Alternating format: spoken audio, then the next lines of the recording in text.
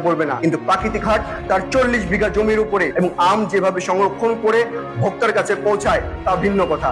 আপনাদের কাছে সোজা সাপটা যে কথাটি, আম কিনবেন আপনারা বাগান থেকে কিনুন, বিশ্বস্ত জায়গায় যেখানে ট্রাস্ট করতে পারেন সে জায়গা থেকে আম আপনি কিনে নিজে নিয়ে আসুন, অথবা যারা বিশ্বস্ত আপনার কাছে তাদের কাছ থেকে আম অর্থাৎ বাগান থেকে আপনার দরজা পর্যন্ত নিয়ে আসুন। ঢাকাতে ড্রপ হওয়ার পর যে আমটি আপনি পাড়া মহল্লা অথবা ছোটখাটো বাজার থেকে কিনবেন, আমি বলবো এই আমটি আপনাদের খাবার দরকার নেই, কারণ এই আমটির মধ্যে সবচেয়ে বড় সমস্যাগুলো লুকিয়ে আছে। অনেকে হয়তো মন বেজার করে বলবেন, হোসেন সোহেল আপনি কি করছেন, আমার বাড়া ভাতে ছাই দিচ্ছেন। অবশ্যই প্রাকৃতিক হাট নির্ভেজাল কথা বলে, বাড়া ভাতে ছাই দেওয়ার জন্য এসেছি, কেননা এই জাতিকে পুরো ধ্বংস করার জন্য আপনারা যে পায়তারা করছেন সেই পায়তারা বন্ধ করতে হবে। আজ এ পর্যন্তই।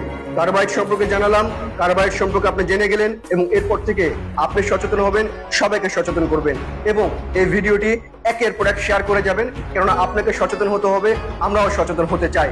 এখন এই পর্যন্তই, সবাইকে প্রাকৃতিক শুভেচ্ছা।